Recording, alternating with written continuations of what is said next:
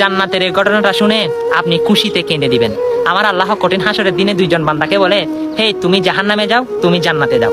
যে কে জান্নাতি বলেছে সে দূরে দূরে জান্নাতের মধ্যে ঢুকে যাবে, আর যে জাহান্নামে যেতে বলছে সে ও দূরে দূরে জাহান্নামের দিকে ধাবিত হতে লাগলো। তখন আমার আল্লাহ খেয়াল করলো, তখন জিব্রাইলকে বলে, জিব্রাইল ও কি জাহান্নাম চিনে না? ও এইরকম দূর দিল যে।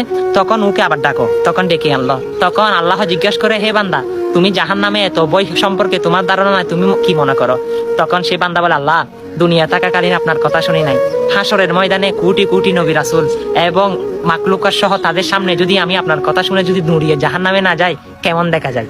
আমার আল্লাহ বলে, হে বান্দা, তুমি দুনিয়াতে আমাকে এত ভালোবাসা দাও নাই, হাসরের ময়দানে এসে এত ভালোবাসা দিয়েছো, যাও সেটার স্বরূপ হচ্ছে তোমাকে আবার জান্নাতে পুনরায় দিয়ে দিলাম। সুবহানাল্লাহ। তখন দৌড়ে দৌড়ে তিনি জান্নাতের মধ্যে প্রবেশ করবেন। হ্যাঁ, সেটি আমার আল্লাহ এত দয়াবান। অবশ্যই সেই আল্লাহর প্রেম ভক্তি নিয়ে তার ভিডিওগুলো সকল মুসলমানের কাছে পৌঁছে দেন। আমরা তো দুনিয়া এসেছি আল্লাহর গোলামি করতে।